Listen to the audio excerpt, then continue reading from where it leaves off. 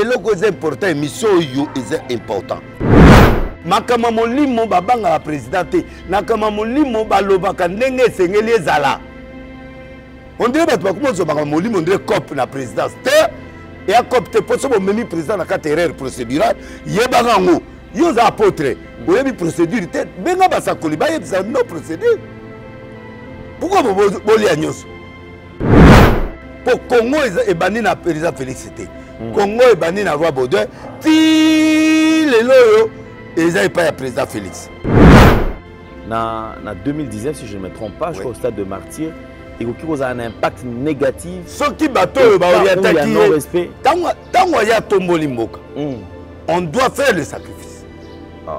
C'est vrai ça. Mais ça bongo totanga kasi. Mais il est entouré. Yango ba passer wana, yango to lobai ba passer wana ba commettre. To bandomona bango na kati ça. Non, mutu akoki kozala serviteur de Dieu. Mais il connaît pas la procédure. OK. Procédure ezelo mususu na kati ya Bible. Donc les déclarations d'accord. Oui. Mais sur le plan pratique. Sur le plan pratique. Continuité Zalaki. Continuité Zalaki. Et cérémonie wana ezaki mal organisé, mais le président a fait son travail.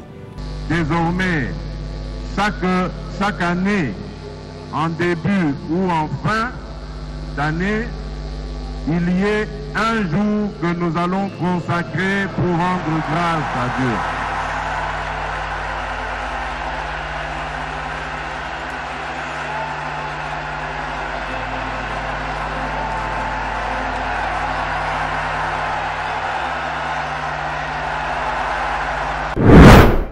Mais le travail que le président a fait, il y avait une erreur procédurale, biblique. Au nom de toutes les autorités anciennes comme présentes, je te demande pardon pour le sang des innocents qui a été versé dans notre pays, intentionnellement ou par des simples erreurs. Donc, si on doit aller sacrer, on fait l'autel pour aller offrir le Congo entre les mains de Dieu. Une offrande de chaque province doit être là. En tant qu'autorité, moi-même aujourd'hui,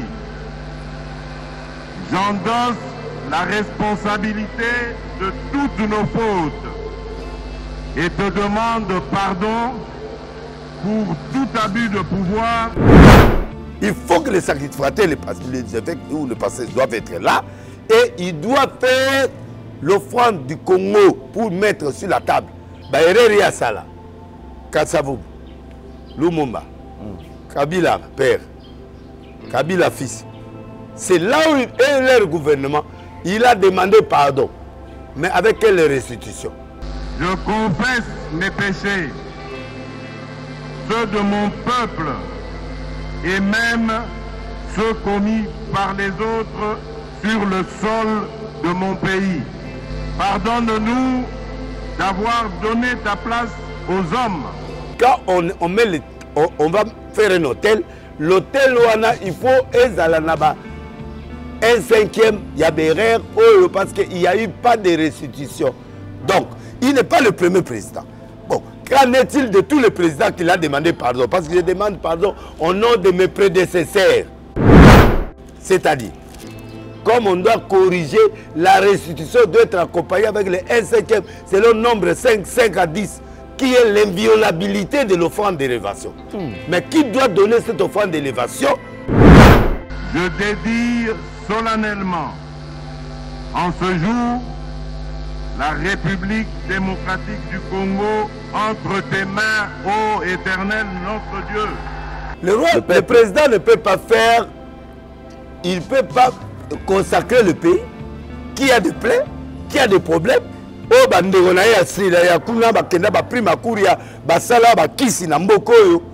il viendra donner ce pays-là entre les mains du Seigneur sans offrande. Tant qu'il y a ce pays et que la procédure n'est pas respectée, il y aura le retour. Et le retour, Dieu peut susciter un faux prophète pour aller parler n'importe quoi, pour nous dévier. Donc, toke na gaz pour comprendre maman ndenge zala. Pourquoi le président est parti donner le Congo entre les mains du Seigneur? Pour Baba Benyo Soezaki na Kalane Sanine et quoi? Pour via Sike Sanine et ban. Depuis Yambanda Kiango, au Moni Mamouni Ezole Kalana Congo.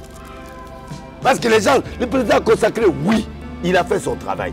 Mais les sacrificateurs qui étaient à côté de lui ne l'ont pas aidé à faire la procédure. Au cas où il y a erreur procédurale, il doit corriger.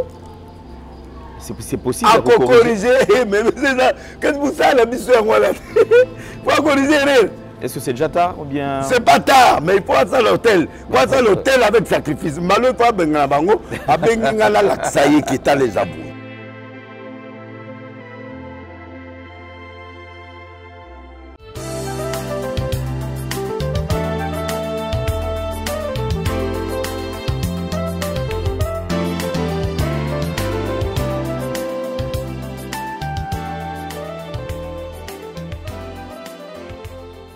Avec José Nzita, le samedi 1er mars à 16h. Aïe aïe aïe aïe, ça va aller. Aïe aïe, ça ira.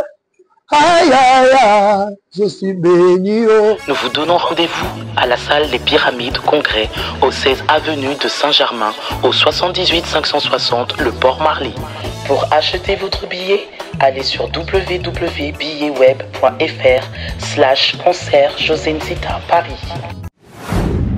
Le 1er mars 2025, je serai avec vous à Paris. Vérité et réalité, votre magazine, mesdames et messieurs, vous nous suivez sur Nouvelle Tendance Télévision, culture d'excellence.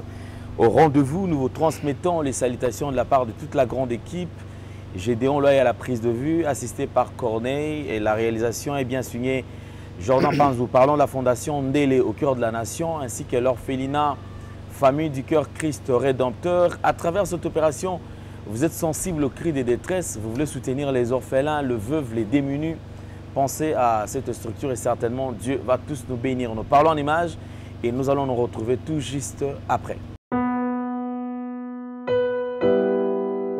Tango nyonso moninganga nazalaki komona baninganga na baboti na bango nanga baparent baza te vi nanga pasi. Est-ce que kokufela baboti ezali sumu? Kozanga baboti est-ce que ezali sumu? Voilà, na kopesa bino message. L'orphelinat Christ Rédempteur et ana posa lisungi na bino. Tala musala munene ezosala pona bana. Tala musala munene sala pona bano oyo mokili etiki ebwaki mais nzamba termina nzelo orphelinat oyo pona ko encadrer bana oyo yaya lisungi na yo to nango posa 1 euro no to nango posa pona mwana moko tango mwana moko alie nzambe ya bitike oya permettre ete na nzela no mwana alia akobosa na ote. Voilà message ya l'orphelinat Christ Rédempteur to ana besoin lisungi na bino. Ba numéro za na se kota contact na biso assistance na yo et aux alisungi pour na bana que le Dieu des orphelins a bénir dia ma mtu nyoso ja ta likanisa ko sala quelque chose peut au sali yango zamba pambola bino. Merci Banakin, bana monde entier. Merci bien-être. Sougala café, logo na mêlé logo mais le logo est amabé. Il y a bien pour la panne technique, mais quand ça les langues on a n'enga amabé, ça les langues pour la maman. La célibataire to lingi bino ate. So maga boma mukolo bala. Pourtant mzo ba produire en soute. Merci bien-être yango yo. Lukango benga ndekonanga alendele yé mutu ayebi esika ko fournir yo autant que tu veux $35 et zebele na kati. Sobo melika moko de joga bien bémoroïde banini tout ça bilialia vanda musala banini et réparer yo système ya break et réparer yo pe fonctionnement ya break de break donc et pe son fonctionnement ya bien to comme ba congolais toujours gagner ba match oza ba défaite ba pas technique en plein match c'est pas bon zongela eloko ngala c'est éviter de dire surtout ba pasteur boningo mela boyawa bobenga pena alendele na numéro na ye pour bobenga pour bozeloko c'est important traitement poison anti-poison yango yo ne ba mususu omeli yango avant okende obima omela melango ça a 2 jours ata batie le loko moi cuire moko c'est bon oyo pe antipoison donc soko ata eza na kati elongolango alendele mikolo somme nabite mindele yango bapese biloko baudia po biloko yango bendeza ya solo mikolo batiaka poison ato ya famille te atoza problème na mutu te jalousie car donc baproduit yango wana ya antipoison oyo pe antipoison donc benga alendele à partir na ye ayibindeni oya ozwango nzambe na nga pambola bino mi batela mboke komi bien te bato bakomi na jalousie oyo tozo comprendre dessous te bana mike bazo kufa mikolo bazo kufa baotiana bana bébé ba poisson donc toujours zala nanti na ndengana nga na ndako c'est bon que Dieu vous bénisse. De retour sur ce plateau, c'est un plaisir de changer des plateaux comme vous le savez.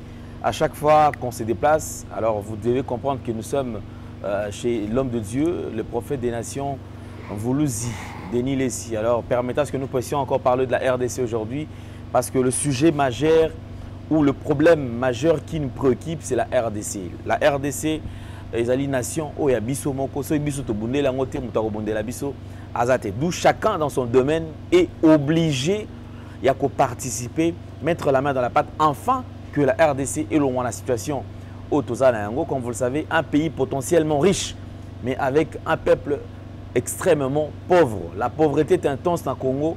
Oh, les lois to bano beta solo tozo baté sur Congo et zo kende wapi. Mais elike pas dans Zambie tobi que Congo et ko kende liboso. Nous allons aborder un sujet intéressant et aussi nous allons parler quand même toucher sur quelques points d'actualité où Ezali kosala kembo kanabiso et Banakozala bloqué jusque-là. On parlera de l'est de la RDC, précisément de la ville de Bukavu. Pourquoi Bukavu? Parce que Lelo, meeting ya Coroné Nanga et Salami Lelo, na place de 24 à Bukavu, et si Tomoni, après meeting, plusieurs bateaux bakoufi, Tomoni va blessé, plus de 60 blessés, et jusque-là, on n'a pas quand même, il y a bilan provisoire, il y a 11 morts après meeting et Salami. Parce que jusque-là, le massacre continue dans Katia Mboka. Nous avons déjà enregistré plus de 20 millions de morts. Dernièrement, je vous ai évoqué un point disant que ceux qui, il fallait tomber à l'isola à Brazzaville, mais le Brazzaville les a assisté. Parce que Brazzaville, qui n'a que 6 millions d'habitants. Vous imaginez, oh, on a massacré dans le Congo, tous ceux qui n'ont plus de 20 millions. Donc ceux qui sont là qui sont Brazzaville, mais Brazzaville, ils sont les sous-soutés. Et là, peut-être très bien sous Zamba. Alors on Voulouzi nous reçoit aujourd'hui chez lui. Voulouzi, bonsoir. Bonsoir. Santé bonne. Non, ça va. Mais jusque là, quelqu'un y a moko apparemment. Parmi bateau penake basali na Nzambe. O bazo le bela Congo, o ba porter fardeau à Congo, bazo ezo lakisa manami so parce que ba koloba kité, ils to sambela kana kuzu, to sambela nenga kuku. Mais ceux qui se sont vraiment engagés, il y a lutte dans lutte oyo ko dénoncer, ko télémela. Et puis couper sa position, parce que vous avez quand même, vous allez Congolais des pères et des mères, c'est tout à fait normal lorsque Congo Mbokana, vous allez mal monter, vous avez quand même tendance à position. Jusque la motivation est à la nini. Parce que tout le monde a dit que moi flash Akimi. Mais yo, c'est tout le jour, chaque tous dans la prédication, les soldats Congo et les Zangati. Tout le connaît émission, Congo les allez préoccuper. Motivation est à la nini.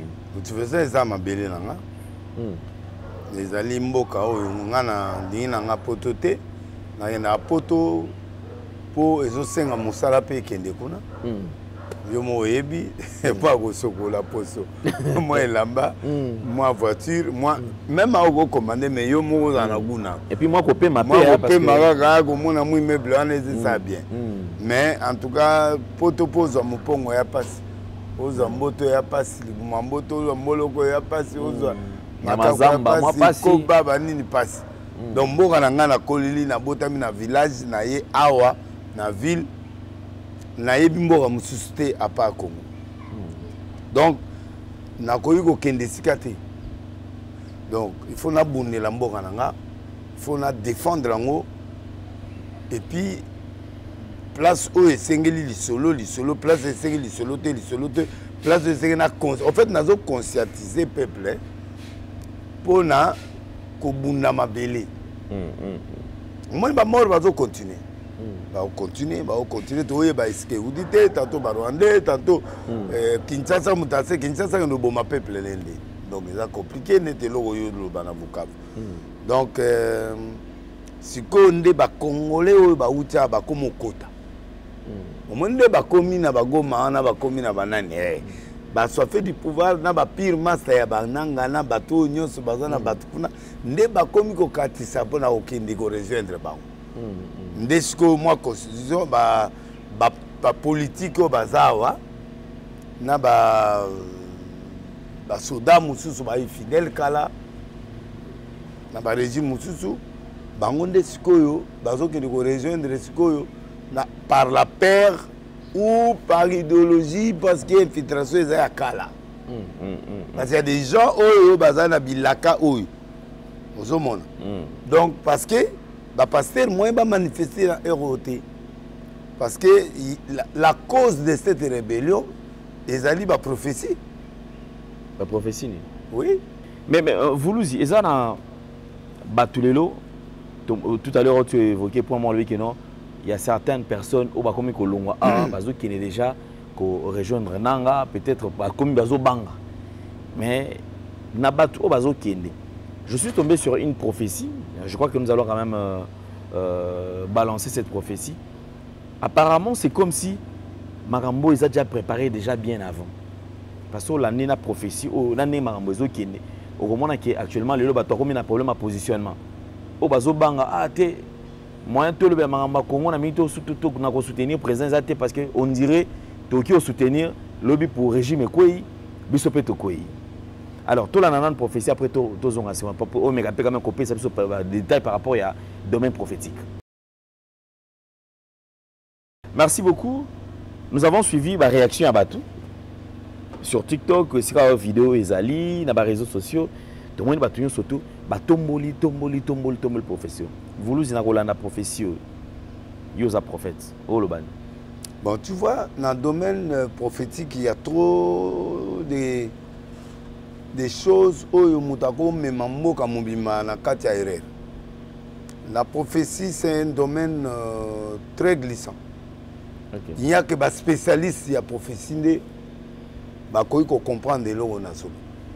Même bateau batang eschatologie, même bateau qui n'a pas étude pour comprendre. La vision prophétique est très très sensible que les gens matière mo bako que n'ont même na niveau intelligence parce que même Daniel a lobby, ces choses sont scellées. Nous allons garder jusqu'à la dernière minute. Ceux qui la liront, la connaissance augmentera. Et il y a un mystère mususu. Ba fongolango bi fongola te poso dévier et memi moka manaka terre. OK. Yango moni ba te belé on a comme président. Au moins ba période même ya ba pasteur mususu. Oyo moni na Congo ba bilo mo salema wat. Au moins pas ba zi coup d'état ba ke na RTNC que Nzamba ebisa qui est au coma président. Et ça na ba profession yo ya bato ba président to comme na 1000 présidents na Congo. Baza bandako. Ba oze latent. Banda Gasabu a raté. Banda a raté. Donc bato ebelo mon na bandako. Bana ba prophétie ka comme président. Est-ce que vous comprenez? Basé belé na kutana ta na 100. Sikoyo domaine on est glissant parce que ce qu'on a la vraie prophétie. Yo rawa la prophétie est en Congo, dans la chaise roulante, mais et ça les maté. Et ça les maté pour les fautes. Et ça les maté parce que l'interprétation, yelo koana, il manquait peut-être auteur et prophétie. Il y a bimisi, toi il y a lobby parole de connaissance. Mais quelle est l'interprétation réelle yelo koana? Alors les gens ne méprisaient pas les prophéties, mais éprouvaient. Éprouver, c'est cette dimension-là où bateau et belé faut pas comprendre. Parce que le professeur est à 95. 95 na Congo à Salema. Où il pense que non, il y aura un animal et où ta est et où il y a boé. Donc après mon président a où melaté à Okufa. Donc bateau a été pété en haut. Moussou Kabila qui m'a 3 ans, après il y aura d'autres présidents. L'explication est ça. Alors, le col a si bakopesa interprétation mabe et l'interprétation mabe wana ekodevie mboka mobimba parce que biloko ebele ozomona barébellion biloko ebele ozomona bapouvoir ezobotama cause ya baprophète na baprophétie ezopesama eyemema moto akoti rébellion eyemema moto mpe azwi raison eyemema moto mpe azoloba likambo ya solo mais il faut que le peuple fasse attention pour avoir l'interprétation réelle. Mais na lingi na interpréter en lelo ti. Pour prophétie son interpréter en awa. Les bombes atomiques. Mais na boyi. OK. Na boyi na interpréter en mais na ko interpréter à qui des droits. D'accord. Parce que ils ont biloko ils ont motivé batu ba ongolo baloba ba tindi ki yango. Pourquoi prophétie en ebimisiko? Pourquoi Bimi n'a pas TikTok partout? Ça, depuis Rebellion Bandi, pourquoi les professeurs ne sont Bima? Pourquoi TikTok mon professeur n'est pas Panzani? Et beaucoup de gens qui comme Yokango peuvent comment interpréter en anglais. Alors Congolais a faible la parole. Alors Congolais c'est logo balubike où t'es Panzam à Hollandango. Tu vois? À risquer à Hollandango. Même à tes le kuta à Hollandango. Même tes vrai mais est-ce qu'ils ont vraie interprétation de logo? Donc, cette prophétie-là, ils ont trop dangereux, mais ma peuple n'a danger. Et esprit faible, côté un esprit, il y a la prophétie, et peut-être ils ont un mais côté batu na kati ya déviance. Effectivement, batu ba faible, bazo kende, bazo rejoindre au banga. Yango zomona na pezagi interprétation exacte il y a situation tout ça là. Mais situation tout ça là. Alors, au fur et à mesure que vous progressez dans l'émission, qu'est-ce qu'on doit faire, quels sont les calculs qui peuvent être faits. Okay. Mais j'avais continué à dire qu'Ataba Komi Awa, on va pouvoir dire. Pourquoi je dis ça? Parce que les gens doivent poser la question. Le prophète des nations a dit Ataba Yeba Koti parlait du peuple, Ataba Koti Pendati na Oya. Balali Pendana Bambeto. Mais Nzamba Louis Baozwate. Pourquoi? Qu'est-ce que Dieu veut dire? Qu'est-ce que Dieu veut et qu'est-ce que Dieu ne veut pas? Pourquoi Dieu doit dire ça? Parce que Nazo Loba, en tant que prophète des nations, je ne suis pas pour Chamoutou. Pour Batoumousou, ce n'est pas ça, bien à Kabila Kala. Alors Kabila, s'il veut faire ça, moi je soutiens Kabila. Il sera toujours pour. Non, je ne suis pas le prophète de Kabila.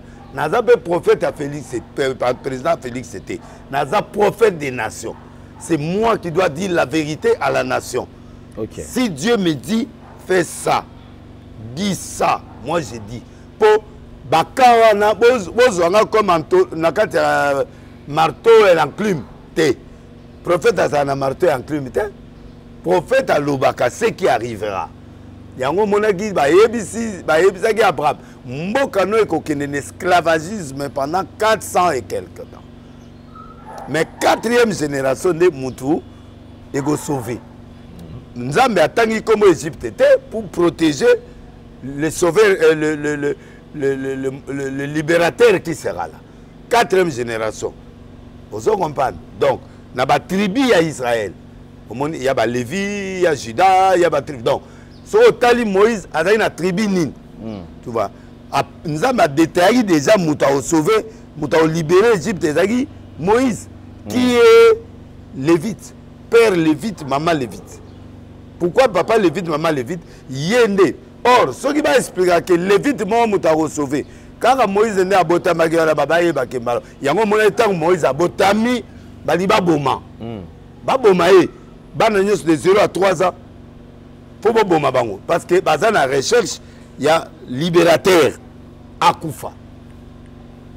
Yango zomona Jésus tant à Botami de 0 à 3 ans il faut pas Koufa. Pour Yesu azarakat. Mais Nzambe a déviaki.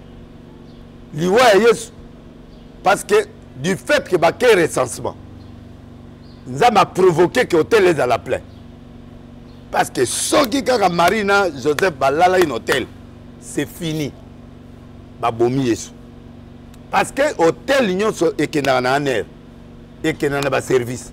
Nana lala qui a un air. Ne que na ekobo un hôtel. Ba yebi que Papa José azalaki na hôtel tel. Apôtre Kingani azalaki na hôtel tel. Ato kene retraite na yo. Ozali na de masere na yo bazali wana. Service à renseignement yebi. Ba yebi ke ozali na ba de break ou baza basi na yo ou baza na ba yebi. Donc quand aucun hôtel moko ya ville ba remplaçera toujours ba bi mutalali ba ça la fiche bombo. Fiche wa ke na air et que dans le service, si il n'est pas président de la République, il y a Ndomba si à la Kiawa. Délé si à la Kiawa. Mais si vous avez la caméra, il y a l'hôtel. L'hôtel, mais non, non, il y a un place, mais place où on a la caméra. Et c'est ça. Il y a un matiti donc, Dieu a sauvé, il a sauvé Jésus. Place à te, bayeko kuta nanda kwa bibwele. Ne abotami comme calcule étoile, zo mon étoile, mon escalier soit ça. Parce que Dieu protège sa nation, Dieu protège ses serviteurs net présents en République azana. Nzamba ayebi mandat nae, ayebi ndeni ya usukela, ayebi tel na ndeni usukela, ayebi tel na ndeni usukela. Na ebite sozo kopana. Donc la prophétie c'est la chose la plus dangereuse au zomona que est compliqué. Parce que nous avons une mission à chaque président. Donc quand moi je parle ici, na lingo lingangate, oh bah te belé azo lobabiete, ko oh nous avons aventuré ba kolanga ba étiquette ba Kabila ya ba président ya ba non. Kabila c'était mon frère, on s'entendait bien, mais ngai na sakolaka yete na yebisaka ye. Tango yamba biso na yebisaka ye a osala 17 ans. Derrière mandat na yebisi na digital la chaîne na bangomo qui est songi sabato na social ceux qui au remettre socialité en tout cas au ça na le bureau 15 ans plus moi sur plus en 17 ans 15 ans bon 15 ans ils ont belé na pouvoir est-ce qu'on a l'air on attend aussi les accompagner tant va changer qu'on soit pas peuple fâché na deux autres combien de période et à mettre fin à mandat ne ba yo ça la transition na ina ba yo ça la comment on appelle ça ba yé a yo pesa muninga pouvoir passation de pouvoir et pas alternance politique ya Congo ya Kitoko auto zelagi ya wana mais donc la prophétie net na lobaka na période na lobaka que un monsieur fera la rébellion à l'IDPS Kabunt à ça les rébellions à Keboloko. Pourquoi rébellion naïe? Pourquoi révolution naïe? Pas bamso benga ngo révolution, bamso benga nani? Ba oyo ba rebelle ba yembalo ba biba na révolution. Ba oyo akala bamso ba rébellion. Ba lingi ba lelo ba lingi su comme rébellion te pona ba comme révolution. D'accord. Mais problème toza nango awa. Tant on a le baki l'esprit de Kabila et Kozong. Toye moko akozong. Tu te souviens, non? Très bien. Période où on a premier mandat. Début coup de mandat, il y a Félix Antoine Tshisekedi. Mais du fait que les autorités ont minimisé des l'île ici, Peter, Boyon, et ça aussi c'est un élément où ils ont bomambo canabiso. Or, ce qui les rois n'a pas bien interpréter, ça veut dire quoi?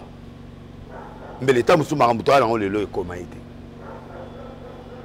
parce que Dieu avait prévenu que l'esprit de Kabila est Kozonga. Bato bagi ne sengona période où on a tapé perdre. Les vrais prophètes, mais il y a une interprétation. Deuxièmement, bato ya président Félix, au lieu de benga pour batu nanga ou président emoga benga. De l'État où le bamuto a ozonga, tout esprit na et la donc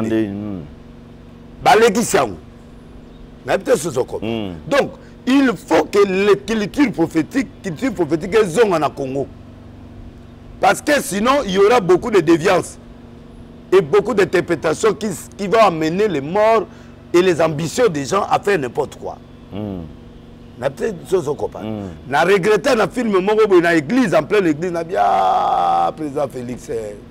Soyo kaka milongo ça la 37 ans. Yo nga bien. Très bien. Dans l'hôpital, le président Félix a 37 ans. Nabi Sokia Yokaka, il allait faire 37 ans. Comment il allait faire 37 ans? Il est conditionné. Comment il faut expliquer? Tu vois, entourage, blog belé, nini, il y a eu certaines erreurs. Oh, ça liqué. Au moment où il fallait ça dans le peuple en orientation prophétique, Bilo on a ce que ça salé en côté. Mais si Moutou a se repentir, tu as changé voix parce que sur les vidéos à président n'enga kenai ko élevé Mboka. Moi j'étais là. En stade. Et à senga pardon pour na baninga nenyo sakala. Mais ils ont circulé. Luga vidéo na. Né? Ezali. Ce qui bon, tu l'analyses on a émission suivante. Émission Royale. Tu as analysé pour moi, toi, Mamé Bella. Tu as analysé on émission. Quand je dis qu'il a commis certaines erreurs, le pasteur va permis naïe, ça la hôtel, tout peut consacrer, il faut qu'il y ait des finances. Il faut monter ça là. Il faut que l'offrande soit établie là. Même temps où David, prophète c'est qu'il n'est que ça là, offrande na ère à Ravna. Tant qu'on commis na ère à Ravna, amoni Ravna tant amoni alobi bon. Oui, au ça ni moko. Zamino na ego ça sacrifice. Abi bon. Sacrifice yo ko ça là. Joie ère na ngagnon so na ba nyo biloko tout ba binde. Abi non. Je ne le ferai pas. Je ne donnerai pas à l'Éternel ce qui ne me coûte rien. Na ko tanga. Hein? Pour tout que maman sérieux, il faut battre maman maman ndenge ezala na Bible. Pour le bateau de l'Est, ça a inventé, il est en train de dire des choses. Non? Les choses prophétiques, hein? Bon, bizarre, toi, prophète. 2 Samuel, 24. Yo, aux anango. 2 Samuel. 2 Samuel 24. Mais avant tout, comme on a 24, c'est là. 2 Samuel, chapitre 24. Bana ça bana monde atié bozo ba Bible parce que makambo moi nous azo memanga ba sujet makasi ezana era ba dénombrement berer oyo elegana na kati ya Bible pour ba punition mususu oyo Saul a sala David a eu payé prix nango. Alors comment faire? Ba bomagi batu.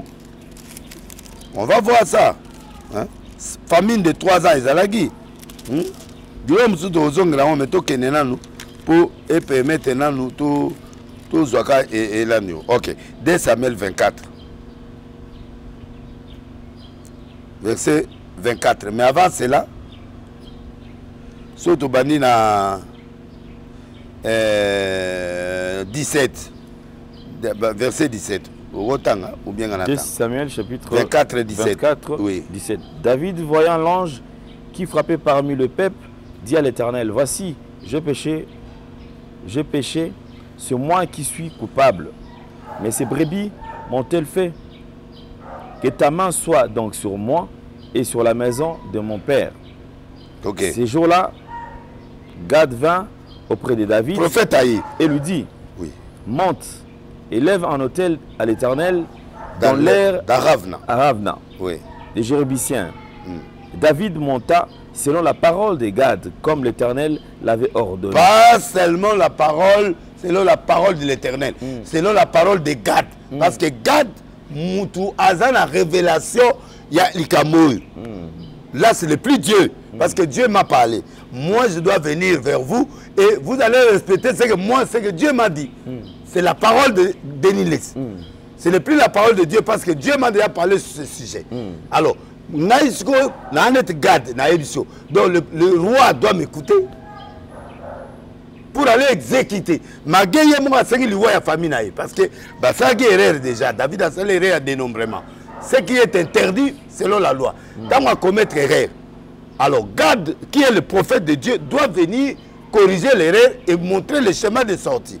L'importance c'est la guerre, biloko belé besoin monde ba pouvoir. Et ça biloko ba prophète. Ba prophète, il y a ba faux prophète, to ba vrai ba prophète qui n'ont pas l'interprétation des choses qui sont en train d'arriver. Et ça peut créer des morts et des choses inexplicables. S'il vous plaît. Nous sommes dans un pays laïque. mais c'est un pays de promesses, le Congo. Que ce soit tous les présidents qui viendront au Congo, si vous n'écoutez pas la voix de l'Éternel, ça échouera. C'est un pays laïque, mais à la longue, bon, comme un pays chrétien. Donc le propos du président de la République, en 2019, si je ne me trompe pas, je crois au stade de Martyr, et qui a un impact négatif. Ce qui bateau,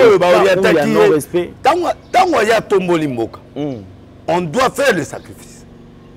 Ah, c'est vrai ça. Mais mais il est entouré. Il y a un passer, il y a un passer, non, Moutou Akoki Kozala, serviteur de Dieu. Mais il ne connaît pas la procédure. Ok. Procédure est là sur la carte de la Bible. Les déclarations d'accord. Oui. Mais sur le plan pratique. Sur le plan pratique. Continuité Zalaki. Continuité Zalaki. Et cérémonie, ils ont mal organisé, mais le président a fait son travail.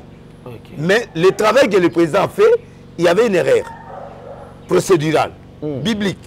Pour que vous la procédure, nous devons commettre aller prémisse en Zambie et que n'avait pas en Zambie. Sauf que papa n'a pas prémisse.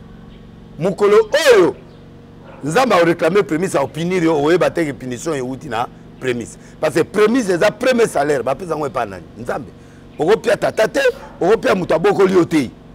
Bibliquement, il faut passer en colo. La procédure biblique. Il y a une procédure à nos petits tata ou mutaboko la ngawe. C'est bien. Au tien tata na yo en difficulté dans le exposé. Exposé parce que au comme si un bandanzam. Nzamba ko bomaye, nzamba ko nyokolaye, pe nzamba bloqué au financièrement. Alors que nzamba partage la gloire na ina mututu. Donc, si on doit aller sacrer, on fait l'autel pour aller offrir le Congo entre les mains de Dieu. Une offrande de chaque province doit être là. Il faut que les sacrificateurs, les évêques ou les pasteurs doivent être là et ils doivent faire l'offrande du Congo pour mettre sur la table. Pour plaire à mes camarades, mes collègues, Kassavoubou, Roi Baudouin, Baéreri Asala, Kassavoubou, Lumumba, Kabila père, Kabila fils. C'est là où leur gouvernement, il a demandé pardon. Mais avec quelle restitution? Parce que quand on va faire un hôtel, l'hôtel, il faut un cinquième, il y a des erreurs, parce qu'il n'y a eu pas de restitution. Comme on doit corriger, la restitution doit être accompagnée avec le 1 cinquième. C'est le nombre 5 à 10. C'est le nombre 18, verset 8 à verset 8. C'est le nombre 18, verset 18 à 19, qui est l'inviolabilité de l'offrande d'élévation. Mais qui doit donner cette offrande d'élévation? C'est le sacrificateur qui sera à côté du chef de l'État. Il y a quelqu'un qui a payé ce pays, d'accord. Mais tant qu'il y a payé ce pays et que la procédure n'est pas respectée, il y aura le retour. Et bien, le retour, on a bangoté. Dieu peut susciter un faux prophète pour aller parler n'importe quoi, pour nous dévier. Donc, toké na date pour comprendre maman on est là. Toké. 19. Et le plus important, mission est important. 19. David m'entend selon la parole de Gad, comme l'Éternel l'avait ordonné. Voilà. Ravna regarda et il vit le roi et ses serviteurs qui se dirigeaient vers lui. Et Ravna sortit et se prosterna devant le roi, le visage contre terre. Oui. Ravna dit, pourquoi mon seigneur, le roi vient-il vers son serviteur? Et David répondit, pour acheter de toi l'air et pour y bâtir un autel à l'Éternel, afin que la plaie se retire de dessus. Le président ne peut pas faire, il ne peut pas consacrer le pays qui a des plaies, qui a des problèmes.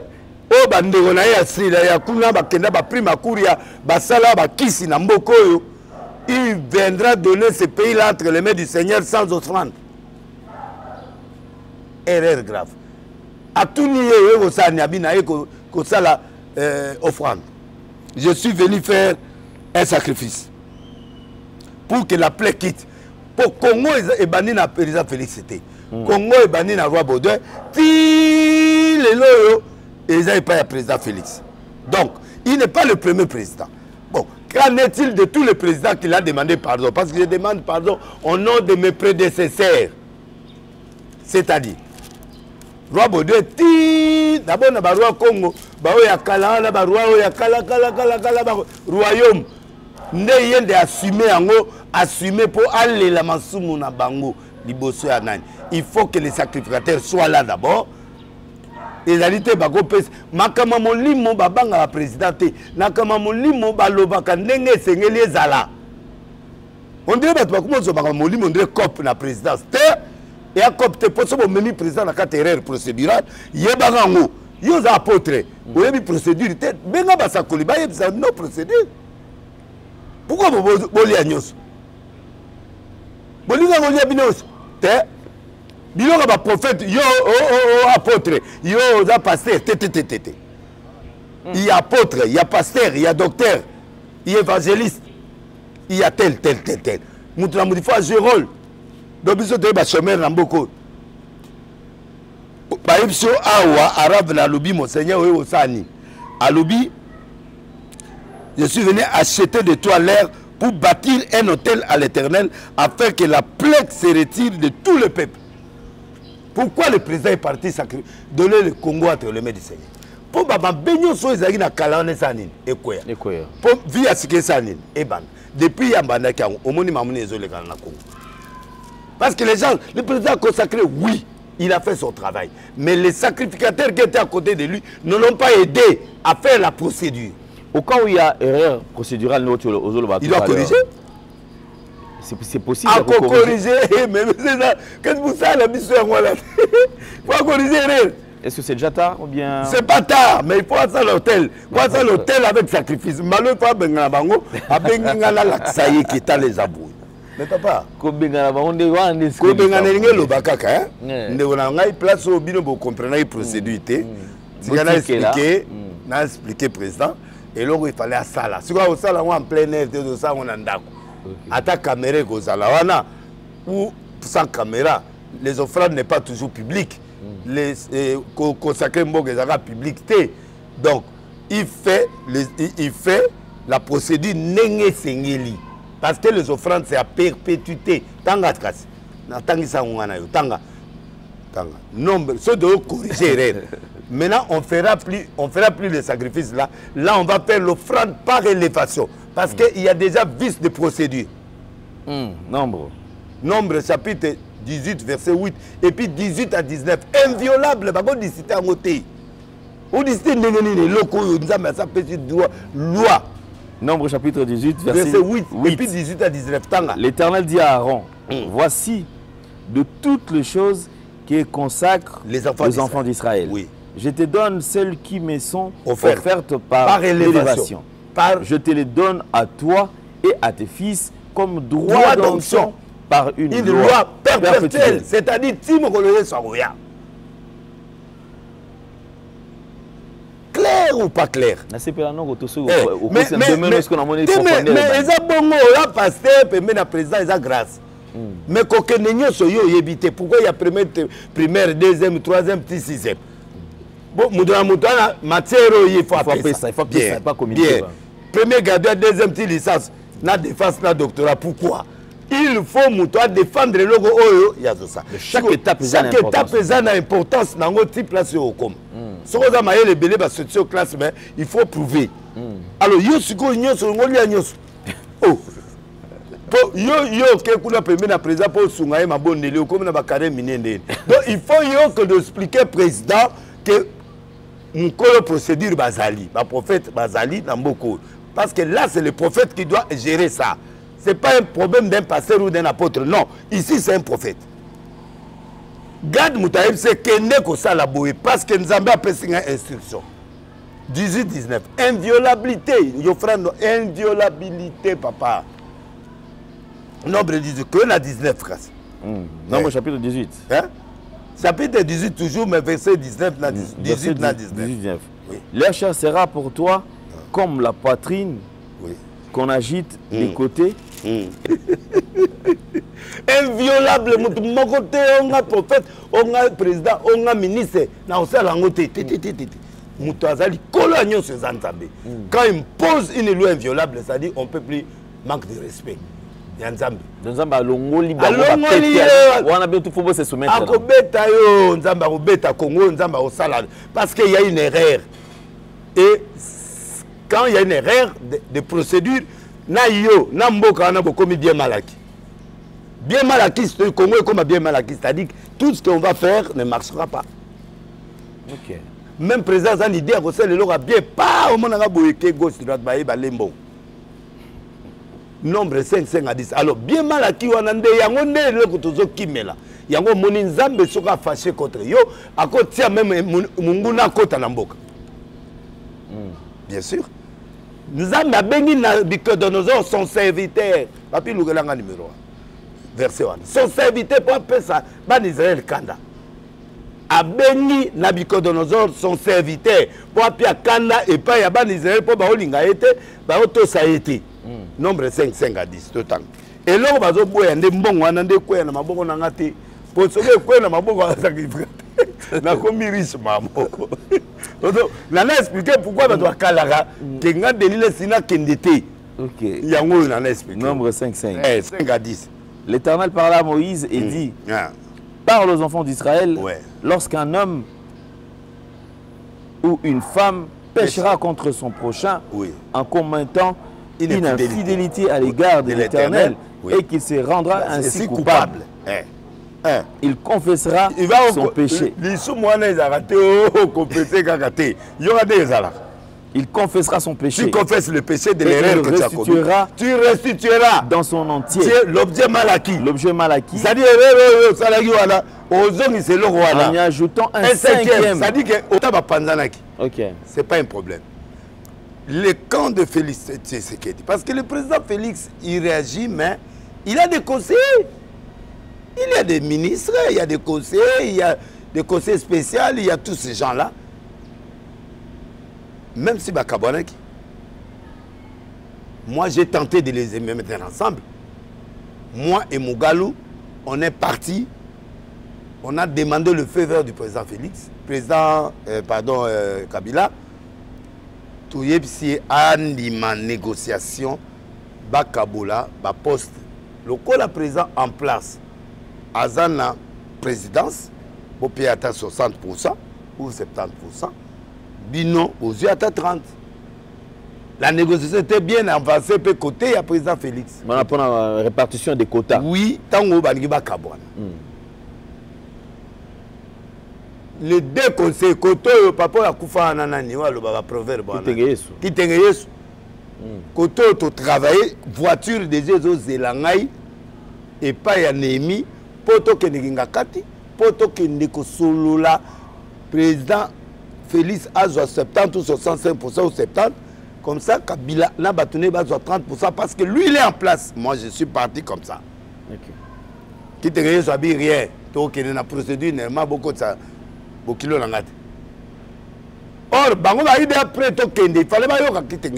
il fallait tout droit avec tout le respect à son âme. Et pas à président Kabila après ça fait tu vas directement pas président Félix. C'est bon, vous avez 70% ou 60%. Comme ça, FCC a eu 40 ou 30 ou 35. Fin mandat, Magamboike, Bakabouani, Bapekisi. Réconciliation et Salem. Vous me permettez de dire ça. Parce que Némi est en vie. Et Mugalu, je ne sais pas là où il est, mais il est là. Il est en vie aussi. Premier chèque. Alors, président Monique Retard, Abetio Yabetaki, Bakabouane. Mais il devrait maintenir Kabila ici. Kabila, même si vous le trouvez comme ennemi, il fallait le gérer. Il soit géré Judas na kati andako na ye. Vrai ou faux? Il y avait 12 apôtres. Entre eux, de Judas était là. Judas babomaka était, Judas babenganaka était, Judas muta provokaka délivrance à mboka. Sokateka Yesu te. Tokatobika. Lokola bayebi ke ya volonté ya Nzambe batiki. Judas babeta était, Judas babomaka était. Na peut-être ça comprend. Ba gérer Kabila kana kinga kati wana. Ah mutulanga ndeni wa bien. Ah. tolia ok muda olia te toyena basali na biso dikamote tia sali na yo tolia donc on devait les gérer. On devait gérer Kabila. Na place ya kuluka maman ça moi ba faire na ye égal ba nini moi ba bilo na ye ba non il faut to kataye il faut to kata égal il faut assommer il faut to taboy non bon mutunanga yaka au moins ni taxe ne ozali mokonzi taxe ezali ofuta mate futata mondambu futata ndambu ekotata na nani moi bato misala pe bazala ba vivre en futa taxe pour développement ya mboka ngana na makambo na ngai bo futa taxe et comme ça tu continues puis yo pe côté na yo pe moi bilo mutuzu moi taxe anga bimana botiki yake mais liso likola liso ezaka bongo batala ga juda yeso surveiller ga juda ndenga za yo na otala mongolma yebisi na repa bi muta oteka ngai yo so mona pese lipa ya yebisi za apese lipa za comprendre que muta oteka patron yo mais baboma ete ye monga kende ko kufa ye moko juda kufa ye moko akangisi na kingo ye moko ake donc baboma ga juda te un traître ou quelqu'un qui fait du mal on le tue pas aux hommes qui là pour rien gérer. Ils n'ont pas su gérer. Moi, je suis en train de parler en tant que prophète. Ils n'ont pas su gérer Kabila et ces gens. Babano pour chasser Bango, Babano pour chasser Bango, Babani Gosalaboye, Babani. Il se sent étouffé, il se sent en danger. Il a dit non, mais quelqu'un au biseau de Seine, Nani très bien, mon conseil, Bakor Ezalaki, mais quand même, il fallait moi respecter ça. Yété, c'est l'entourage. C'est pourquoi un homme élevé doit gérer son entourage. Tu dois mettre tout le temps, qu'on bête le bon à table. Le président a fait confiance à ces gens. Il a fait confiance à ses ministres, il a fait confiance à ses conseillers, à ses généraux, à ses ceux. Tu vois, non, tu dois gérer bien, mais il faut tout ça, il faut tout bien dans mouto, il faut tout kangaye, il faut tout ça mouto, allez, il faut l'ongwa, oh, batou boy. Mais Bazobo, ça n'a que Batouana pendant 17 ans, Bazaï géré par Moutouane. Moutouana, Batouana, Baouti directement par papa naïe. Donc, ce toché, 18 ans, au Kabila, ça y a 3 ans, papa naïe, a 21 ans de règne na Congo. Ils ont créé des généraux, ils ont créé des gens, ils ont créé des fonctionnaires, Moussou, poste, pour la poste, mais Batouana, Batou Kabila. Bazali, c'est un gars intelligent, c'est un gars qui a planté pour te régner et oumela. Pendant que j'ai déjà humiliation dans Zela, déjà boué, Batounaï, on a longoli bango, basali front. Babano sa ba réunion, bateau, tout le monde a bateau, ba dominer biso ba oboma biso. Biso be toi mobile. C'est ça la cause des choses que tu vois là. Alors, au moins je me comme ça bima maintenant ba tamuse bina ke ko dans l'avion normal. Ah! A senti que là ba ambition c'est longo, jet ko tambola tout ça qui dit na jet ba bloqué. Il ne fallait pas faire ça. Il ne fallait pas qu'il fasse ça. Il ne protège pas le président. Le président, ses ennemis, ce sont des gens qui sont ici. Son ennemi, c'est eux qui ont créé Kabila comme ennemi. Pour démon Yaka, ou esprit à rébellion Yaka, tant que Moutamoni qui a su respecter, c'est un esprit quoi. Néo Monisikoyo, Batounaye, Bananga, Batouana Nyonso, parce qu'on ne peut pas nier ça, Bananga, Batouana, Baza, Batou Kabila. Bafaché, Néo Moni Babandi, et l'euro Moni Babandi. Alors, il y a Zotala Bango. A Zotala Bango. Si on a réussi Kouna Bango. Allez, ça y est l'élection, on va voter président Kabila, Yesus comme candidat. On va changer la constitution. Na plan A, il y a Bango. Mais plan B, il y a Nzambe. Na deux autres copains. Donc, baza na plan na bango o bana ona mutu na bango kende bato banyogo libiso mais sikoyo vengeance et simbate des prophéties PR boy à côté. Alors maintenant qu'est-ce qu'il faut faire? Il faut bazonga li solo nga kunso président ko solo la osanga na Kabila aswana Rwanda te bo ke do swana Rwanda ni a osola na Kabila po so Kabila bateau yo ça y est wana ça ici mutwana arrêté ba ko arrêter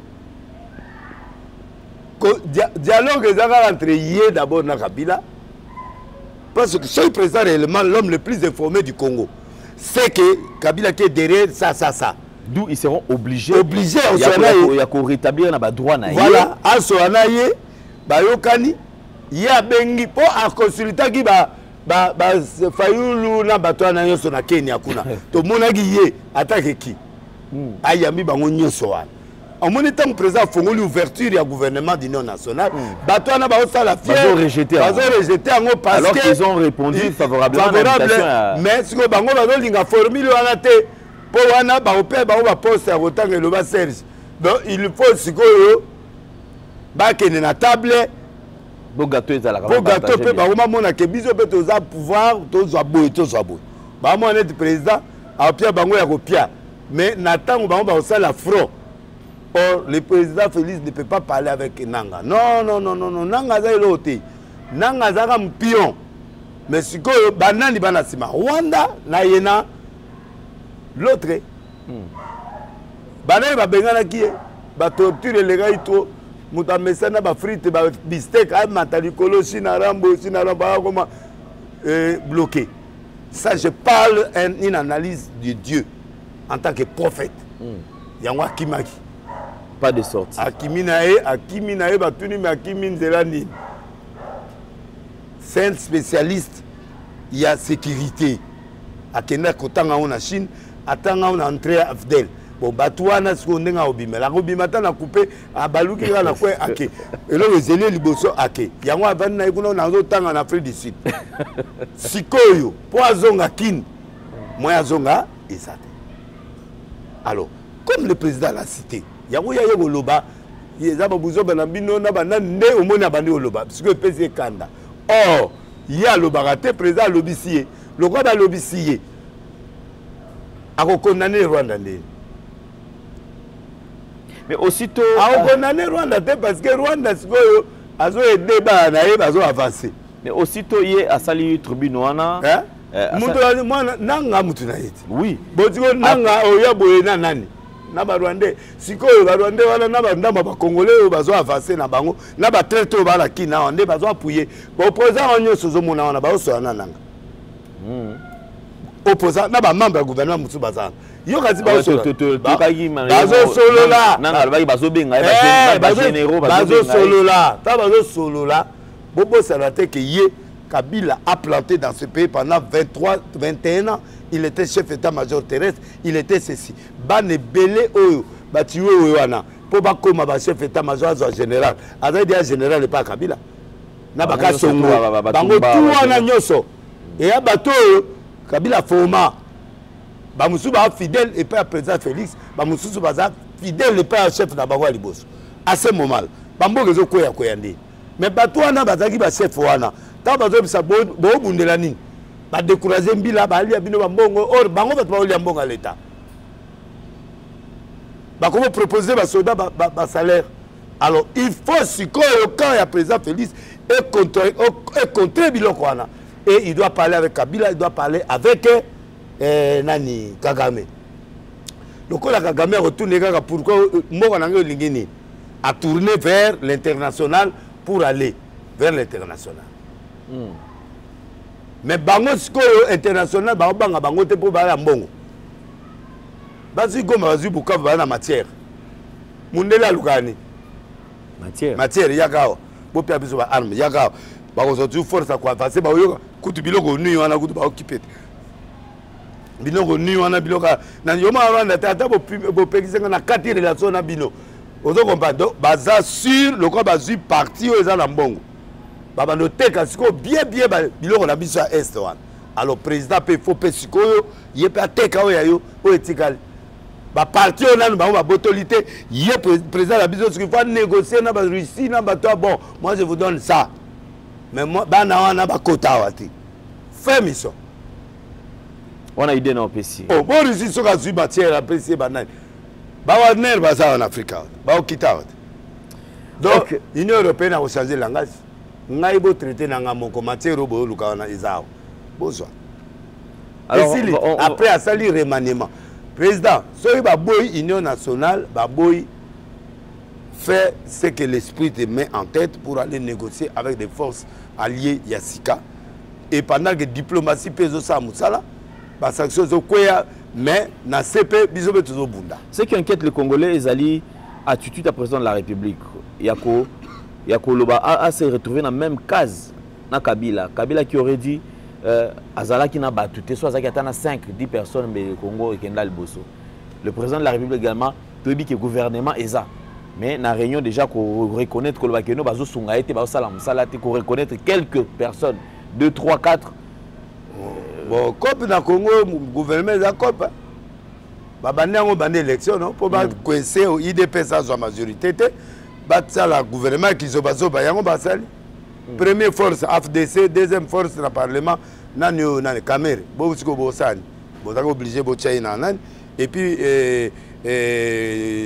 nani bo tia epe kuna yango zo mona mboka ezo tepa kana maboka AFCD na bato ya babenga ngana bato UNC non bato ya Union Sacrée Union Sacrée première position za AFCD na parlement deuxième ezana Camere UNC alors si ko yoko do boudé mutaza ba député belé or ba denika dimaka to voter ki opwani au salé le roté ata président yebi société ko salé le roté yo sala eza bongo batie wana Dodo Kamba moni musala pondo sala donc normalement Dodo Kamba ta mission ya sala geza ko vandisa mutwana abengani ba catholique po ba vandisa mutwana mais mutwana vandi apesi président Kabila le roté président pardon président Félix apesi le roté il fallait apesi majorité 250 députés le reste boya oje melanasi qui va voter 250 nyonso ba voter bazika moi 10 moi ba tie likolo lo eleki akopesa mbongo na bato na te ba député akopesa bango mbongo te il fallait Denis Kadima na kana na ngeze pas Denis Kadima pesa président 260 députés c'est fini on a biso mauvais service mbongo kendaka na biso to kutu bakanda ya biso kutu moi to kipete po to ba sala nzambo ya oza ba problème spirituel papa parce que poste wana ya seni ebelisa bato mito donc bato tout ba lega na seni soko luki bango le ba omona na te même bana malumalu tilelo nani aza bomo aza normal ndenge tozapa malumalu aza akufa nanga aza rébellion nani Denis Kadima aza de nani mulo aza to ibe sika za te to na zambi to na kasio so to ebite bon siko o atikali Denis Kadima yepa okende abonga ma prier parce que esprit wana ewoyo là-haut. On comprend. En tout cas, on comprend très bien. Donc, la minute, la lecture, c'est ça. Bateau là, on nimate. Président Kenega na bateau, opposition, on nima, on nomme gouvernement, au Luki renfort extérieur, au Pékissi, Rwanda na bateau ba kota. À ce moment-là, si vous faites le dialogue, vous êtes équilibré. Au dialogue sur ces missions, dialogue na position de faiblesse, c'est si maté. Alors, il faut conquérir moi bamboga mususu, to bengana bango après to solo là. Boye ba dialogue mon alobaka et ça mana suka mandat à président et ko même besoin de transition à reconstruction. Yango yo bazo senga. Prophète atika prophète papa na sur na biloko nanga. Donc on a un prophète, il y a président Félix, il y a un prophète, il y a Kabila, il y a un prophète, il y a Kabila père, il y a un prophète des nations. Mais le col, il faut soutenir le président en place. Je le soutiens. En tant que président en place. Parce que le prophète n'est pas dans l'opposition. Nous sommes dans l'opposition. Ok. Alors je respecte tout le monde qui fait ses revendications. Mais je suis prophète pour toi, Congolais. Donc, boto sanga bongo bo kolengate oh pétage na occupé wana te ata bo fingi na occupé mais respectez-moi au moins en tant que prophète. Vous nous on va chuter. Le tout dernier point c'est meeting ya nanga après meeting wana bato bakufi lisusu. Mais vous avez déjà 11 et vous avez bongo. Bilan provisoire, tout le monde 60 blessés. C'est ça le problème. Et bato ba mituna makambo e okende ti wapi. Bon, mais nanga qui le puisse protéger. C'est un message qui protège. D'ailleurs, on a lobby émission Banda Basboto Lamboka te école Batongate. Atanzela basalite na yo kita ba yo kinga babaninzi bamba bana banzela. Mais nazolo Banda basali rébellion pendant des années. École nini batongi na Bugananga. Hôpital nini oyo to monique rébellion. Il y en a bonagana depuis baza place wana c'est vrai basali ba bané déjà. Combien d'hôpitaux basali? Combien d'écoles batongi? Sur Oyawa, pour ton école ni. Donc, c'est une question que je pose à ces gens-là. Vous allez nous diriger pour faire quoi? Parce que là, il y a des morts. Là, il y a des morts, toujours. Oh, Kinshasa, oh, Boïté, Kinshasa, pour bien contrôler Mboka. Alors, en tant que vous contrôler, le peuple n'est pas en paix. Donnez la paix d'abord à ces peuples-là. Sinon, votre entrée sera difficile parce que l'opposition, vous comprendre. Et Dieu aussi, il est où? Tu vois, il y a une vision, on a montré que vous commis, à vous commis, mais vous gérez. Vous avez pouvoir. Merci beaucoup. Sur ça. Parce que peut-être vous ne comprenez pas. Pourquoi Dieu veut vous empêcher? Le sang. 2, les Rwandais. Oui, il y a des Congolais derrière, mais il y a des Rwandais plus nombreux pour le brassage. Alors, 3, la trahison. Quand vous introduisez dans votre histoire des traîtres, vous serez aussi trahi. 4e, ne faut pas être caché dans le nom de Dieu. Non. 5e, manque de sécurité, la population va souffrir. Moutaro Sala, lorsque c'était non, dans un pays laïque, on n'est pas pays musulman, on n'est pas Rwanda, on est Congo. Il y a un Congo dans Bunda. On a Congo dans Bunda. Merci. Là, on a C. Là, d'ailleurs, Congo. Donc voilà, le peuple congolais s'inscrit dans l'armée, il forcer, il battre la mort en abino. Parce que ceux qui sont battus, ceux qui sont pas d'accord, mais il y a des gens. Batouana, umufunge, baroya soa, te passe mufunge na bazala kao. C'est à kupika ezate parce que nous avons besoin de liberté. Voilà la différence entre vous et Félix. Ago kangaba miyibi ago kangaba to mabe ba traite mais ago ya na peuple boya ba nonyoko la bisote. Tous à l'aise. Alors donc bref, défendons notre pays. Si vous voulez le dialogue, un dialogue sincère entre le président Baomi Balena na Kabila. Ba solo là. OK, merci. Ba solo là en coulisses na ba caméra té ba solo là. Merci. Merci Mvuluzi. Alors Rwanda pe na ya so ba de Rwanda ke do yebisenga na pe na ngesaloni. Non maman na mako so la pe na Rwanda. Mais to landa ndenge Union européenne lobby ndenge ba nani ba lobby l'état ba ba procédure ba tche ba comité wana pour na ba dialogue interne kuna o ya Afrique. Là on est d'accord avec ça. Mais dialogue à Congo il faut na nous makambo si la nanu après to vandi to solo.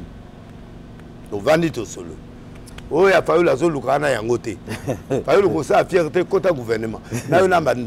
Parce que n'importe ne golom pas kuna. Il y a beaucoup de gouvernement. Bon bundi pe l'opposition pendant longtemps. Bambongo ya soute. Bon mon père doit $10. So ba yebe mission pe ça va $20. Et si matembongo sili. Beaucoup de gouvernement comme ça. Moi salaire on est sungabino. Après to solo là. En l'ensemble to vacuer dans l'ennemi. Après to solo li. Nangane moi na Congo. To récupérer Amadou Nabiso. Il y a un problème. Voilà, merci beaucoup Mvuluzi. Alors, je crois que c'en est fini pour aujourd'hui. Nous avons eu l'occasion, on a Nabiso sur Nouvelle Tendance Télévision, on a YouTube, Nouvelle Tendance Télévision Web, notre chaîne de télévision, Nouvelle Tendance FM, notre chaîne de radio. Vous téléchargez l'application pour ne pas rater. Alors, au cas où vous avez un bureau, au cas où vous avez un Zamba. Mais autant la chaîne de télévision, on a la radio, Nabiso. On a tout programme où vous allez proposer Bino. Un grand merci. Na bandegognon surtout va assister biso. Merci Mabanga ezali. Mabanga eza. Ah mon il est saison ça. Ya Dieu, excellence Doudou Fambalanga la pèse déjà mbote merci. Na pèse mbote na boss Abedachou de Bogar, Eric Moda coiffeur nanga à Paris, Galois Zoka petit nanga fondation Galois Zoka, Nadine Mamona moite moi c'est Amundele, honorable Pascal Bitika, Zamba Pamolayo, Thomas Malisusu, pour la bola Mozo Salabiso, Dédé Mopassa, au même moment, nous avons salué Guy Luando, ministre de la Communication, nous avons salué ministre Doudou Famba coup de cœur nanga oyo ya gouvernement oyo asa musane kitoko Doudou Famba lo nyonya nde ozobunda po na mboka mwa mbali wala mama zo sala aya lo sambo boy mabe akende na bamzela boy mabe merci IGF alingete na PCP mbote Koda mboka Willy Musen aladi na PCP mbote makasi Serge Diakani na PCP mbote na petit na ngai nani kombo kimidi société kombo na ngai mutu na ngai nani yale yale petit na ngai le bogare ya Chine nzamba pamola yo Aimé Yale nzamba pamola yo et puis merci beaucoup na journaliste d'attaque nzamba pamolo lisu makasi merci beaucoup na PCP bambwa na ngambote baki misarabina oyaka omana mutu mopanzi bakomi baleki mpe ebele soki setu bo mobima yo mutu moko nasomba mosusu moko aza mwasi te naluka mosusu aya azali ya 8 mois naozwaki na mokolo mpo abota toza besoin bakoma 10 bakoma 10 so baboti moko nakomi na élevage lokola ya camere parce que camere abokola bambwa donc ye mutu aespiranga mama bambwa na ngobila. D'accord, merci beaucoup. Gédéon Loa et la prise de vue, merci beaucoup. À Gédéon, merci. À Jordan Panzo, merci. À Corneille. Nous allons nous retrouver très très prochainement. Portez-vous bien. Bye bye. Au revoir. Vous êtes et voulez-vous investir à Kinshasa? Voulez-vous réjouir de vos business? L'opportunité à ne pas rater. Toronto City VIP à Maluku. Un des meilleurs endroits pour résider ou implanter votre business. À quelques minutes du fleuve Congo, le fleuve de nos ancêtres. Juste en face de la zone économique si spéciale qui est le quartier commercial et industriel de Maluku. Waouh! Non loin du centre de ville Maluku, un quartier en pleine expansion, à quelques mètres du Macadam. Toronto City vous propose un terrain de 20 mètres sur 20 avec des bornes cadastrales. Sur un site accessible, urbanisé, avec espace de jeu, espace vert, magasin, centre médical, marché etc. Pour tout contact, contactez Willy Mafuta au +1 90 57 30 15 40. Toronto City, waouh, les 4 qui nous réservent l'avenir de demain. Vive le Congo, vive Kinshasa. Tango nyonso molinganga nazalaki komona baninganga na baboti na bango nanga baparent baza te vi nanga pasi. Est-ce que koko fait la baboti ezali sumu? Kozanga baboti est-ce que ezali sumu? Voilà, na kopesa bino message. L'orphelinat Christ rédempteur. Et ana posa lisungi na bino. Tala musala munene zo sala pona bana. Tala musala munene sala pona bana oyo. Mokile tiki ebwaki. Mais nzamba termine nzelo orphelinat oyo pona ko encadrer bana oyo. Yaya lisungi na yo to ana ngoposa. 1 euro no to ana ngoposa. Pona mwana moko. Tango mwana moko allié nzambe ya bitike oya permettre ete na nzela no mwana alia akobosa na ote. Voilà message ya l'orphelinat Christ rédempteur. Toi on a besoin de lisungi na bino. Ba numéro za na se kota contact na biso assistance na yo et aux lisungi pona bana. Que le Dieu des orphelins a bénir diama mtu nyoso ja tali kanisa ko sala quelque chose. Pe o sali yango zamba pambola bino.